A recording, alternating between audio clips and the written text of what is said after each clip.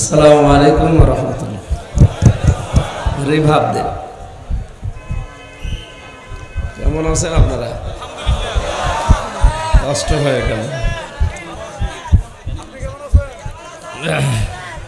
এখানে আসলে 11টায় আসতে পারলে ভালো হতো। হ্যাঁ, এখানে সব বসিয়ে দেন তো ভাই। আমরা 1 ঘন্টা একটা কোরআনের ক্লাস নেব, থাকবেন তো ইনশাল্লাহ? যারা এই দাঁড়িয়ে আছেন, বসার জায়গা হয় না, যেখানে জায়গা পেলে বসে গেলে ভালো হয়। ঠিক আছে, দাঁড়িয়ে থাকে। এটা সরিয়ে দেন, দেন, এটা সরিয়ে দেন, তাড়াতাড়ি করেন, সরিয়ে দেন, সরিয়ে দেন।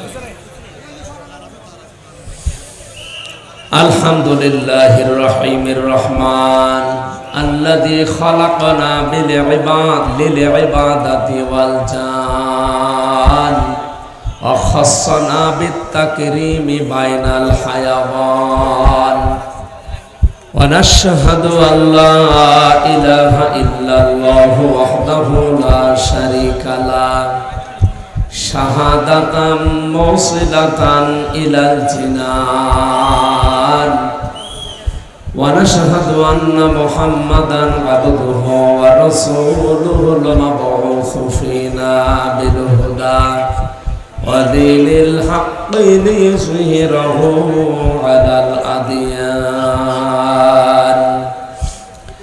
সাল্লাল্লাহু আলাইহি ওয়া আলা আলিহি ওয়া আসহাবিহিল কিরাম মা দামাশ শামসু ওয়াল কমারু বিজিরিয়ান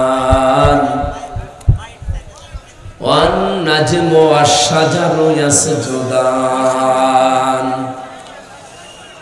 আউযু বিল্লাহি মিনাশ শাইতানির রাজিম বিসমিল্লাহির রহমানির রহিম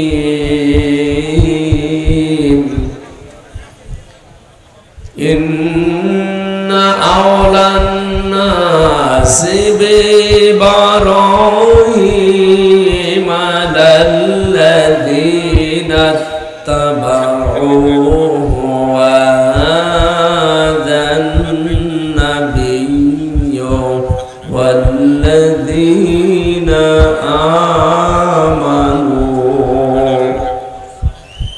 ওয়াল্লাহু ওয়ালিয়্যুল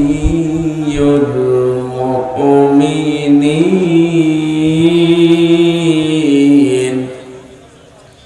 সাদাকতা ইয়া রাব্বানা।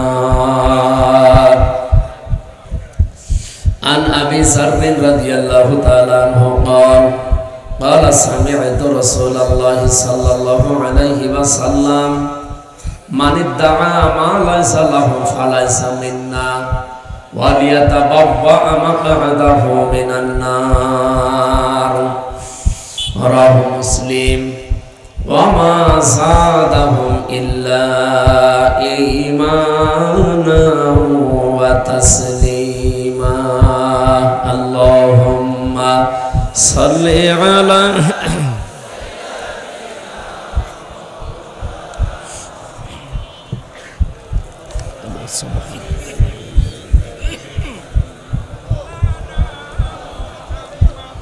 আলহামদুলিল্লাহ। বাংলাদেশের ঐতিহ্যবাহী জেলা চট্টগ্রাম সাতকানিয়া থানার অন্তর্গত লোহাগ কেরানীহাট প্রগতিশীল ইসলাম ব্যবসায়ী সমবায় সমিতি লিমিটেড কর্তৃক আয়োজিত ঐতিহাসিক তাফসীরুল কোরআন মাহফিল।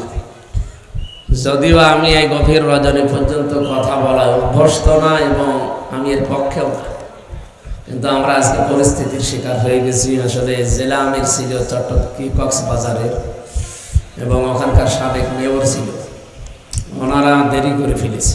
আমাদের তোলার কথা, ওখানে এশার নামাজ পড়ি তুলেছে রাত 10টায়, 11টা 10-এ শেষ করে এই যে গাড়ি টান দিয়ে এভাবে রিস্ক নিয়ে আসাও ঠিক না।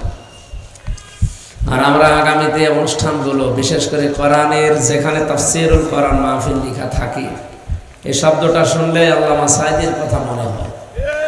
আমরা ওনার ওই ধারাটা অন্তত জারি রাখবো, যে রাত 9:30-10টার ভেতরে তাফসির মাহফিলগুলো যেন সারা দেশে একই নিয়মে শেষ হয়ে যায়। ওনারা মাগরিব থেকে এশা পর্যন্ত একজনকে দিয়ে দেবেন, এশার পরেই তুলে দেবেন, 1-1.5 ঘন্টা চাই কথা বলা হয়। 9:30 10টায় শেষ হয়ে গেলে এরপরে বাড়ি যাওয়া, তাহাজ্জুদের নামাজ আছে, ফজরের নামাজ আছে, সকালে কর্মজীবন আছে, চারিদিকে খেয়াল করে এগুলো করবেন। এই 2-3টা করে অনুষ্ঠান করলে সমস্যার শেষ থাকে না। কয়েকদিন আগে মনে হয় এই সাতকানিয়া না লোহাগাড়ায় একটা অনুষ্ঠান মিস্টেক হয়ে গেছে, এই দোষটা সব চাপিয়ে দিয়েছেন আমার উপর। এ দোষ আমার। আমি কুষ্টিয়া থেকে 10 তারিখে এসে কক্সবাজার চট্টগ্রামে বসে আছি। আপনাদের মাহফিল ছিল 12 তারিখে, কাদের আমি জানি না। তারা তো যোগাযোগ অন্তত করবে, যার মাধ্যমে দাওয়াতটা নিয়েছিলেন সে ওয়াহেদ সাহেব যোগাযোগ করেছে, আপনারা রেসপন্স করেন। এরপরে মঞ্চ সাহেব যে আমার আগে কথা বলছিল উনিও কল দিয়েছে, আপনারা সাড়া দেননি। তা আমার বাড়ি কোথায় কুষ্টিয়া, কোথায় চট্টগ্রাম, আমি কি আপনার বাড়ি ঘর চিনি? আর আন্দাজে যাবো কোথায়? এই জন্য সাহেব বলছে এটা মিডিয়াতে যাচ্ছে। আগামীতে বাংলাদেশে 64 জেলা 630টা থানা আছে। যে কোনো জায়গায় গেলে বাংলাদেশ জামাতে ইসলামের অন্তত জেলা আমির, জেলা সেক্রেটারি, থানা আমির, থানা সেক্রেটারি ছাড়া আমার মাহফিল নেবেন না। কারণ আমি সাংগঠনিক মানুষ, সাংগঠনিক তাফসির মাহফিলগুলোতে আমি গেলে আমার কাজ হবে। আপনারা যেখানে সেখানে লোকজন নিয়ে যে একটা ক্ষতি করে দেবেন, এই জন্য আমার কারো উপরে বিশ্বাসও নেই, ভরসাও নেই। হয় দায়িত্বশীল লাগবে জেলা আমির, জেলা সেক্রেটারি, থানা আমির, থানা সেক্রেটারি, অথবা শিবিরের কোনো দায়িত্বশীল লাগবে। তাছাড়া বাইরের মানুষ যদি দায়িত্ব নেন, পরিচিত ছাড়া আমি যেতে পারবো না। যারা বলেছিলেন ওই তারিখে আসার জন্য, আমি কাউকে চিনি না ওইভাবে, আর আপনারা যোগাযোগও করেননি, আমার ডাকে সাড়াও দেননি। আমি আসবো কি করে? আমি তো বসেছিলাম বাঁশখালী, ওই যে কি মৌলানা জহিরুল ইসলাম যিনি জামাতের এমপি দাঁড়াবেন, ওনার ওখানে বসেছিলাম, সেই ইসাহাক মাওলানা হুজুরের ওখানে। এখানে 1 ঘন্টা কথা বলে আমি ঠিক যেতে পারতাম, অথচ 10টা পুরা আমার উপরে চাপিয়েছে। উনি আমাদের সাথে যোগাযোগ কালকেও ছিল, অথচ করে নাই। ডাহা মিথ্যা কথা আপনি ছড়িয়ে দিলেন। যে দোষ করে না তার উপরে ওই দোষ দিলে কি হয় আপনি 15.5 বছরে টের পাচ্ছেন না?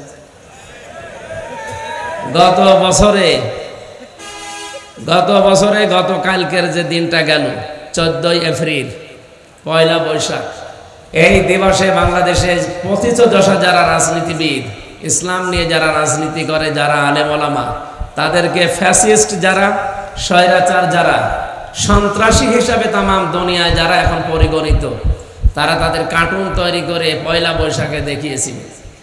বিশেষ করে অধ্যাপক গোলাম আজম সাহেব, কি কথা বলেন না? আল্লামা দেলাওয়ার হোসাইন সাইদি রহমতুল্লাহ আলাইহি, মাওলানা মতিউর রহমান নিজামী, আব্দুল কাদের মোল্লা শহীদ, এই মানুষগুলোর কার্টুন তৈরি করে ব্যানার বানিয়ে আপনারা সারা দেশের মানুষকে দেখিয়েছেন যে এনারা এই ছিল। 1 বছরও যেতে হয়নি, ঠিক তার পরের বছর এই দিনে হাসিনার কার্টুন বানিয়েছে, তাও রাক্ষসী কার্টুন, তামাম দুনিয়া দেখল না। এই জন্য যেই কাজ করে না তার উপরে ওই দোষটা চাপিয়ে দিলে কি হয়, এটা তো প্রমাণ পেয়েছি। এটা তো আগামীতে কেউ যেন এই সংস্কৃতি আর লালন না করে। আমরা এখনো পর্যন্ত অনেককে এটা দেখতে পাচ্ছি, যেই দোষ করে না আপনি তার উপরে দোষটা চাপিয়ে নিজেকে ভালো সাজে। ডক্টর শফিকুল ইসলাম মাসুদ হাফিজাহুল্লাহ, উনি স্মার্ট পাঞ্জাবি শপ, ওনার একটা গাড়ি আছে, আপনাদের এই কক্সবাজারে বাড়ি, নিয়ামতুল্লাহ। ওনার গাড়িতে উঠেছিল, ওনার সামনে লোগো ছিল, এরপরও কারা যেন ছড়িয়েছে যে উনি স্মার্ট কোম্পানির কাছ থেকে জামাত ইসলাম আর শিবির এরা টাকা খেয়ে যা তা করে বেড়াচ্ছে। তো এইরকম মিথ্যা কথা আপনি ছড়ান, এটা যে সামনের বছর আপনার গায়ে পড়বে। আমার কথা বোঝেন? এটা রেকর্ড হচ্ছে, সারা দুনিয়া যাচ্ছে এখন। আমাই ইয়াকসিব খাতিয়াতান আও ইসমান সুম্মা ইয়ারমি বিহি বারিয়ান ফাকাদ ইহতামালা বুহতানা ওয়া ইসমান মুবিনা। এটা সূরা নিসার 112 নম্বর আয়াতে আছে, 5 নম্বর পারা, 15 নম্বর পৃষ্ঠা, 10 নম্বর লাইনে আছে। বাংলাদেশে যত তাফসির আছে আমারই প্রায় 42টার উপরে পড়া আছে। অন্তত সব না পড়লেও কিছু না কিছু আমি সাবজেক্ট আকারে পড়েছি। সবচাইতে বেশি পড়েছি ফি জিলালিল কোরআন আর তাফহিমুল কোরআন। জেলখানায় 3টা বছরে ওরা তোমার পড়তেও দিত না। একবার বই চাইলাম, বই নিয়ে এসে দিল বঙ্গবন্ধুর আত্মজীবনী। বই কি পড়বো? পরের সপ্তাহ হিন্দু কারারক্ষী দেবদুলাল, তো ও তো ও ছাড়া আর কি নিয়ে এসে দিল। পরের সপ্তাহে বললাম একটা ভালো বই দিয়ে নিয়ে এসেছে বঙ্গবন্ধুর চীন সফর। ভাই আপনার বই পান না? ঠিক আছে হুজুর, লাইব্রেরিতে আমি যে দেখি বঙ্গবন্ধু কর্নার, যা পাই নিয়ে আসে। পরের সপ্তাহে নিয়ে এসেছে বঙ্গবন্ধু ছেলেবেলা, ওই কার গাছের কাঁঠাল চুরি করেছে ওইসব। তো পড়ে আমি করবো কি? ওনারে বললাম আপনারা আসার দরকার নেই। একজন মুসলমান কারারক্ষী পেলাম, আশরাফুল, ওর নাম দেখেই বুঝলাম যে অন্তত কিছু না থাক হালকা ইমান আছে। বললাম যে ভাই আপনি এটিএম আজহারুল ইসলামের কাছে যে বলবেন যে হামজা পৌঁছেছে, আল্লাহর গোলাম আমার 2টা তাফসীর পাঠিয়েছে, ফি জিলালিল কোরআন আর তাফহিমুল কোরআন। সবচাইতে বেশি ভালোবাসে যে 2টা, আল্লাহ মিলিয়েও দিয়েছে ওই 2টা। তো ওখানে আপনি ফি জিলালিল কোরআন এখানে পাবেন। সাজ্জাদ কুতুব রহমাতুল্লাহ আলাইহি উনি লিখেছেন, পৃথিবীতে যে যেই কাজ করে না, ওই দোষ যদি কেউ তার উপরে চাপিয়ে তাকে কালার করতে চায়, তার সম্মান নষ্ট করতে চায়, যেই লোকটা এই কাজ করবে তাকে আল্লাহ ওই গুনাহ করাবে, এরপরে তার মরণ হবে। এটা হাসিনার ক্ষেত্রে যেটা 100 ভাগ কার্যকর। গত বছরে যা করেছিল, পরের বছর আল্লাহ এখন ওরে রাক্ষস বানিয়ে দিয়েছে। এই জন্য আমরা যেন এই কাজ বন্ধ করি। আপনারা উল্টা পাল্টা মানুষকে ছড়ান যে ইসলামী ব্যাংকেরা ছিনতাই করেছে, দখল করে নিয়েছে। এত বড় মিথ্যা কথা বলতে পারেন? ব্যাংকই তো তাদের ব্যাংক তারা ফিরে পেয়েছে। আমি যে হাদিস পড়লাম না মুসলিম শরীফের, নবীজি বলেন, মানিদ্দাআ মা লাইসা লাহু ফালাইসা মিন্না ওয়ালিয়াতাবাওয়া মাকআদাহু মিনান নার। এই পৃথিবীতে যে জিনিস তোমার না, জোর করে যদি ওটা দখলে নাও, আমি বিশ্বনবী বললাম 2টা জিনিস তোমার জীবনে ক্ষতি হয়ে যাবে। 1 নম্বরে ফালাইসা মিন্না, ওই দিন থেকে তুমি আমার আর উম্মত না। এটা আগস্টের 5 তারিখের পরে আমরা অনেককে নতুন ভাবে দেখলাম, যে জিনিস যার না দখল করে নিয়েছে। ঘাট দখল, বাজার দখল, মাঠ দখল, স্ট্যান্ড দখল, বিভিন্ন জিনিস দখলে নেয়। ওটাকে আপনার নাকি বেশি বলে ফেললাম? চট্টগ্রামে এখন হয়তো শুরু হয়নি, এগুলো কুষ্টিয়ায় চলছে। যে যেখানে পেয়েছে বাবা শাহজালাল সব হালাল, সব হালাল করে নিয়েছে। আরে ভাই ওই জিনিস কি আপনার? আপনি যে দখল করে নিলেন, আর আপনি নাম দেন যে ইসলামী ব্যাংক ওরা দখল করেছে। যার জিনিস সে নিয়েছে। ওই ঘাট কি আপনার ছিল? আপনি দখল করে নিলেন। ওই মাঠ কি আপনার ছিল? আপনি দখল করে নিলেন। বেবি স্ট্যান্ড আপনার ছিল, আপনি দখল করে নিলেন। এই জন্য যার জিনিস সে যদি নাই, ওটা দখল হয় না, সে তার অধিকার ফিরে পেয়েছে। আমরা চাই এই যে অধিকার এখনো পরিপূর্ণ আমরা যারা পাইনি, ওটা যেন তাকে ফেরত দেওয়া হয়। এই বাঙালিকে অনেকে হাইকোর্ট দেখাতে চায়। আজকে 15 তারিখ চলছে, আর মাত্র 1 সপ্তাহ পরে এটিএম আজহারুল ইসলামের কিন্তু রায় আছে। আমরা বারবার কিন্তু এটা বিভিন্ন আকার ইঙ্গিতে মুখের ভাষা দিয়ে বলেছি, 22 তারিখের পরে আর কোনো ভাষা দেওয়া হবে না। আমরা চাই তার অধিকার মুক্ত বাতাসে জীবন যাপন করা, তাকে যেন মুক্ত বাতাসে ফিরিয়ে দেওয়া হয়। অনেকে এখন প্রশ্ন তুলছে, না ওনার সাজা হয়ে গেছে, ওনারা জামিন দেওয়া। আরে ভাই কি বলেন আপনি? হাসিনার বিচার কোনো বিচার? এটার প্রমাণ তো আমি নিজেই। 3 বছর যে জেল খেটে আসলাম, কেন খাটলাম আমি নিজেও জানি না। তো প্রত্যেকেই এরকমই। যারা এই কথা তুলেছেন যে ওনারা বিচার সাজা লেগে গেছে, দেওয়া যাবে না, তারেক জিয়ার 8 বছর সাজা লেগেছিল, তারে জামিন দিলেন কি করে? তারেক জিয়ার স্ত্রী ডাক্তার জওয়াইদা রহমান, তার 3 বছর সাজা লেগেছিল, তারে দিলেন কি করে? ম্যাডাম খালেদা জিয়া, তার 6 বছর সাজা লেগেছিল, তারে মুক্তি দিলেন কি করে? আমরা চাই তারা মুক্তি পেয়েছে, আরো যারা ভেতর আছে মুক্তি পাক। কারণ হাসিনা অবৈধ, ওর সব মামলা অবৈধ। সুতরাং আমরা এই নিরপরাধ মানুষটার পক্ষে কথা বলি। অনেকে বলছে না ও মুখের কথা বলে। কে বলেছে আপনাকে? বাংলাদেশে যারা একামতে দিনের আন্দোলন করে মন থেকে, ওদের মুখের কথা যা, মনের কথাও তাই। আমিরে জামাত ডক্টর শফিকুর রহমান যেটা মুখ দিয়ে বলে মনে করবেন ওটা ওনার মনের কথা, ওই লোক দেখানোর জন্য বলে না। আপনাদের কথাবার্তা শুনে আমরা নিশ্চুপ হয়েছিলাম। 22 তারিখের পরে আর কোনো নিশ্চুপতা নেই। বাঙালিকে হাইকোর্ট দেখাচ্ছেন না, একে আগস্টের 5 তারিখের আগে পেয়েছেন। আপনারা ভুল বুঝবেন না, জাকির খান ছাড়া পেয়েছে আলহামদুলিল্লাহ। সুইডেন আসলাম 27 বছর পরে বের হয়েছে, ভালো আলহামদুলিল্লাহ, বের হয়ে যাক। ডেঞ্জার রাশু বের হয়েছে 22 বছর পর। ভয়ঙ্কর তাজ 17 বছর পর, সব আমার সাথে ছিল জেলখানায়। এগুলো সবই আমরা ফাঁসির কন্টেম সেলের আসামি। তারা যদি বের হতে পারে, এটিএম আজহারুল ইসলাম বের হবে না কোন কারণে? কোন আইন দেখতে চাই না এদেশে। আমরা চাই 22 তারিখে সে আমাদের সাথে এসে মুক্ত বাতাসে জীবনযাপন করবে। এটা চান কারা কারা দেখে? লিল্লাহি তাকবীর।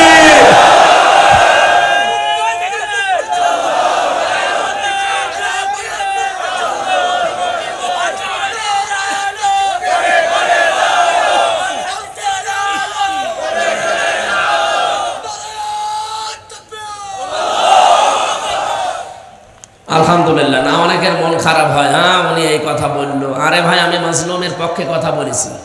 আপনার খারাপ লাগতে পারে, মাজলুমের পক্ষে যারা যায় আল্লাহ নিজে তাদেরকে এমন জায়গায় পৌঁছে দেন। ব্যাঙের দিকে তাকান, হযরত ইব্রাহিম আলাইহিস সালাম মাজলুম ছিলেন, তার পক্ষে থেকে শুধু একটু প্রসাব করেছিলেন, তার প্রসাবও পাক হয়ে গেছে। এই কথা বলেন না কেন? আর কাংলাস তার বিপক্ষে ছিল, জালেমের পক্ষে ছিল, এই জন্য তাকে মেরে ফেলতে পারলে 10টা নেকি হয়। ব্যাঙের মতো একটা এরকম ছোট্ট একটা জীবের পোশাক যদি পাক হয়ে যেতে পারে মাজলুমের পক্ষে থাকার কারণে, আমরা যারা সত্যি জেনে হোক না জেনে হোক, জ্ঞানে হোক অজ্ঞানে হোক, যারা এই মাজলুম মানুষ এটিএম আজহারুল ইসলামের পক্ষে দাঁড়িয়েছি, কথা বলি, আল্লাহর কসম আল্লাহ আমাদের জীবনও পবিত্র করে দেবে। আমার তো অন্তত বিশ্বাস, আমার কাছ থেকে দেখা লোকটার যে ঈমান, তার যে আল্লাহর উপরে ভরসা, তার যে অ্যাক্টিভিটিস, আপনি তো দূর থেকে বুঝবেন না। এক সোল পরিমাণ ঈমান থেকে টলে না। আমারে মাঝে মাঝে ডাকতো, হামজা দোয়া করবা আমি যেন এক সোল ঈমান থেকে বিচ্যুত না হোক। অথচ কত আলেমকে আমি নিজে দেখেছি, তারা আল্লাহর উপরে পর্যন্ত এশকাল করতো না, আর মারা যায় না। অথচ মাত্র 3 মাস 4 মাস, আর উনি 13 বছর আছে। মাজলুমের পক্ষে কথা বলবো না মানে? আপনার কাছে এটা রাজনীতি হতে পারে, কিন্তু এটাই আমার কাছে আসল নীতি। আমি যতদিন আছি মাজলুমের পক্ষে বলবো, কারণ আমি নিজে মাজলুম। কথা বলেন না কেন? মাজলুম থাকলে যে কেমন লাগে, আমার মতো তো আর আপনি টের পাচ্ছেন না। সুতরাং আমি এটিএম আজহারুল ইসলামের আবার মুক্তি চাচ্ছি। 22 তারিখে এপ্রিলে আমরা যেন দেখতে পাই যে উনি ফুলের মালা গলায় দিয়ে আমাদের সাথে সাক্ষাৎ করছে। আল্লাহর আরশে এটা আগে যেন আল্লাহ কবুল করেন, বলেন আমিন। সম্মানিত ভাইরা, আমার হাদিসের পয়েন্ট ছিল, যারা জোর জবরদস্তি করে অন্যের জিনিস নিজের আয়ত্তে নিয়ে নেন, তারা 1 নম্বরে নবীর উম্মত থেকে বের হয়ে গেছে।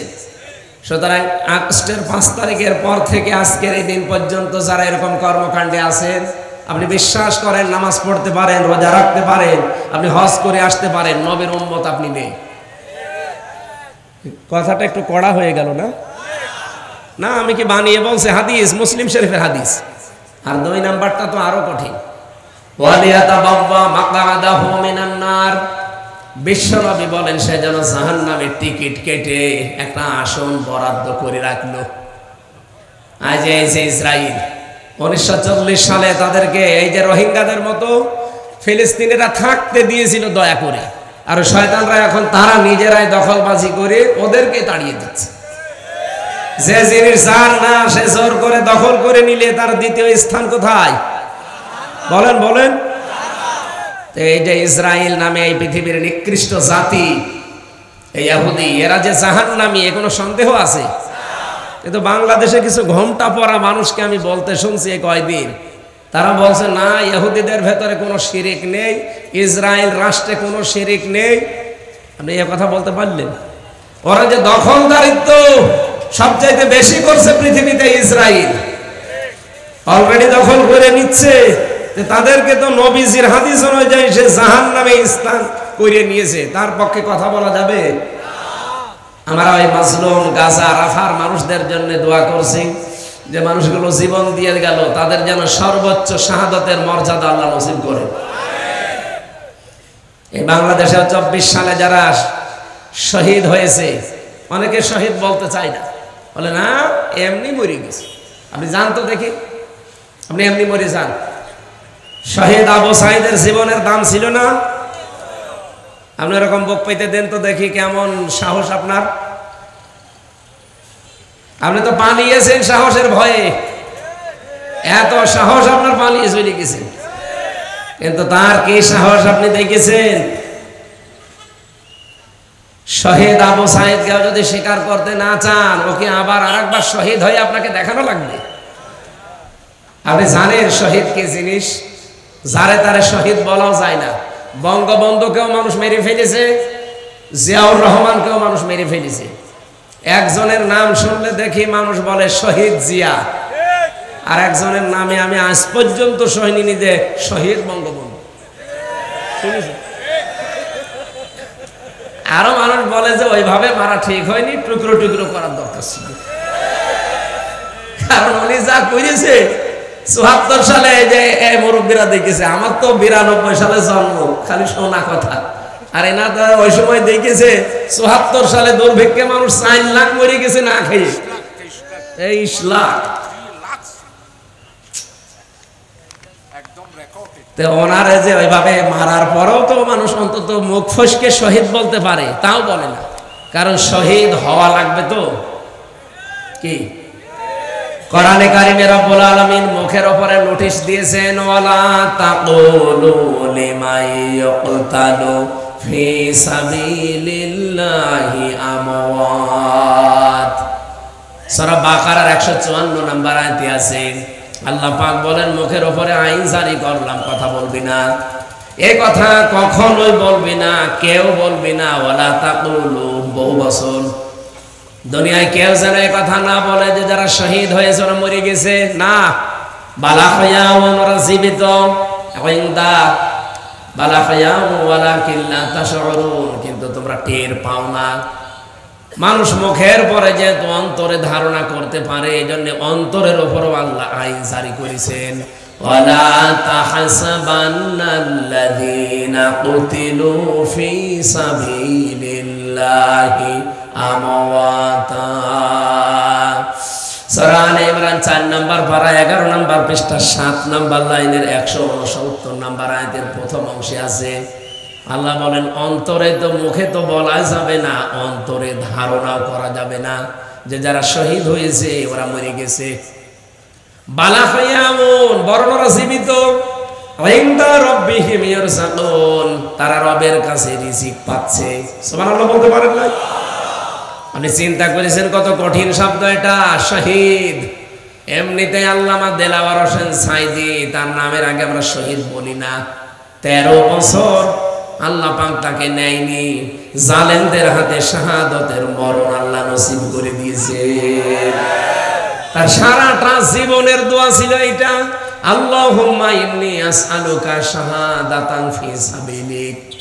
আল্লাহ তুমি আর যাই করো আমাকে সাধারণ মরণ দিও না, মরণ দিলে শাহাদাতের মরণ দিও। 13টা বছর তো মরল না, কষ্ট তো কম পায়নি উনি। অথচ ধোঁকা দিয়ে বোকা বানিয়ে আবু হানিফার মতো তাকে দিয়েছিল বিষ প্রয়োগ করে, আর এনাকে ইনজেকশন দিয়ে বিদায় করেছে। সুতরাং অনেকে এখনো তাকেও শহীদ বলতে চায় না। আমরা তো আন্দাজে বলি না, কারণ শহীদের যে সংজ্ঞাগুলো আছে, দেওয়াল চাপা পড়ে মরলে তাকে কি বলা হয়? শহীদ। বলেন বলেন, শহীদের মর্যাদা পাবে। সাপে কামড় দিয়ে মরলে শাহাদাতের মর্যাদা পাবে, সাগরে ডুবে মরলে শাহাদাতের মর্যাদা পাবে। আর জালেমের হাতে বিনা কারণে মারা গেল, আপনি শহীদই বলতে চান না। কিয়ামতের দিন যখন উনি উঠবে তখন টের পাবেন। এখানে যারা 24 সালে শহীদ হয়েছে, এই মানুষগুলোকে আল্লাহ কিয়ামত পর্যন্ত তার জান্নাতের খাবার খাওয়াবে। আল্লাহ যেন খাওয়ান, কারণ বিশাল একটা বোঝা আমাদের মাথার উপরে তাদের জীবনের কারণে আল্লাহ নামিয়ে দিয়েছে। এই কথা বলেন। আর যারা স্বীকারই করতে চান না, সমন্বয়ককে সমরনায়ক বলে উড়িয়ে দেন। কি করেছেন এতদিন আপনি? বালিক টিরাক তো নড়াতে পারেননি, বালিক টিরাক নড়াতে পারে না, আর এদের জীবনের মূল্য দিতে চাই না। এ কয়েকজনকে দেখছি তারা খুব লাফালাফি করছে, বিশেষ করে কিশোরগঞ্জের ফজু পাগলা আর চাঁপাই নবাবগঞ্জের দুই চাঁপাবাজ আছে স্বামী স্ত্রী। এদের কোনো কাজ নেই, এদের কাজই শুধু জামাত ইসলাম আর শিবির। আমার মনে হয় ঘুম থেকে উঠে এই স্বপ্ন দেখি। কয়েকদিন আগে পাবনা গিয়েছিলাম, যে দেখে পা গলার বেশি নেই, সব বের হয়ে চলে গেছে। আমার মনে হয় এগুলোকে ভরা দরকার, এগুলো ওখানে ভর্তি করি, এত বড় বড় ইনজেকশন দেওয়া লাগবে, তখন টের পাবে যে কি হচ্ছে।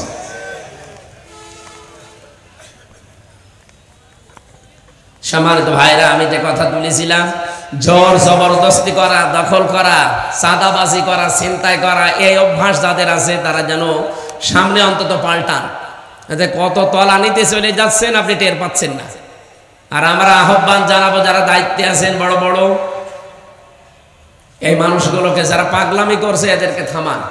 আর এরা পাগলামি করছে কেন আমরা তাও জানি। সুতরাং পাগল কেউ যদি পাগল হয়ে যায়, খেপে যায়, তারে আমরা দেখি কুকুর খেপে গেলে কি করে, এত বড় ইনজেকশন দিয়ে মেরে ফেলে। আমার মনে হয় এদেরকেও যদি এরকম কিছু দেওয়া যেত, অন্তত এরকম পাগলামি আর করতো না। কত বড় কথা। আমি শামসুল ইসলাম সাহেবের, শাহজাহান সাহেবের পক্ষে যদি কথা বলি, ভোট চাই, আমি ওনার পক্ষে না, আমার ওনার সাথে রক্তের সম্পর্ক নেই, সম্পর্ক একামতে দিনের। আমি সারা দেশে কোরআনের পক্ষে ভোট চেয়েছি, এটা নাকি আমার অপরাধ হয়ে গেছে। উনি আমার নিয়ে বক্তব্য পর্যন্ত দিয়েছে হারুন সাহেব আর ওনার স্ত্রী, যে না, কোন ইমাম, কোন আলেম এই দেশে